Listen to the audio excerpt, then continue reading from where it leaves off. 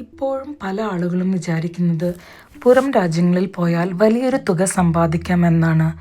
ഒരു യൂറോയോ അല്ലെങ്കിൽ ഒരു ഡോളറോ ഒക്കെ 100 ഇന്ത്യൻ രൂപയോളം വരും എന്ന കണക്ക് കേൾക്കുമ്പോൾ നാട്ടിലിരിക്കുന്നവർക്ക് ഇതൊരു വലിയ സംഖ്യയായി തോന്നും. പക്ഷേ യഥാർത്ഥത്തിൽ ഓരോ രാജ്യത്തെയും ശമ്പളം അവിടുത്തെ ജീവിത ചെലവിനനുസരിച്ചുള്ളതാണ്.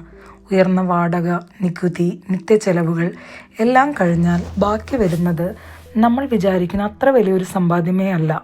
ഇനി കൂടുതൽ പണം സമ്പാദിക്കണമെങ്കിൽ സ്വന്തം കംഫർട്ട് ഉപേക്ഷിച്ച് നമ്മൾ ഷെയറിംഗ് അപ്പാർട്ട്മെൻറ്റിലൊക്കെ ജീവിക്കേണ്ടി വരും. അതല്ല, നല്ലൊരു ജീവിത രീതി വേണമെന്ന് വെച്ചാൽ ആ സമ്പാദ്യം ആ രാജ്യത്ത് തന്നെ ചിലവാകും. പിന്നെ പിള്ളേരെ നല്ല സ്കൂളിൽ ചേർക്കാനൊക്കെ നല്ല ചിലവ് തന്നെയാണ് വരുന്നത്. പിന്നെ എല്ലാവരും പറയുന്നൊരു കാര്യമാണ് ക്വാളിറ്റി ഓഫ് ലൈഫ്. എല്ലാ രാജ്യങ്ങളും ഒരേപോലെ ഒന്നുമല്ല. അപ്പോൾ ക്വാളിറ്റി ഓഫ് ലൈഫ് എന്ന് പറയുമ്പോൾ എന്താണ് ഉദ്ദേശിക്കുന്നത് എന്ന് ചിന്തിക്കേണ്ടതുണ്ട്.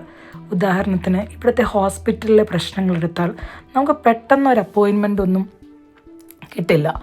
വിദേശത്തുള്ള ആളുകൾ അവിടെ നിൽക്കുന്ന രാജ്യങ്ങളെപ്പറ്റി ഒന്നും പറയാതെ എപ്പോഴും ഇന്ത്യയെ മാത്രം കുറ്റം പറയുന്നത് കാണാം. ഇത് രാജ്യത്തെ കുറ്റം പറയാൻ വേണ്ടി പറയുന്നതല്ല. അന്നന്ന് ജീവിക്കേണ്ട എന്ന് വിചാരിച്ച് നാളേക്ക് വലിയൊരു ലൈഫ് ഉണ്ടാക്കാൻ ആഗ്രഹിക്കുന്നവർക്ക് ഇത് നല്ലതായിരിക്കാം.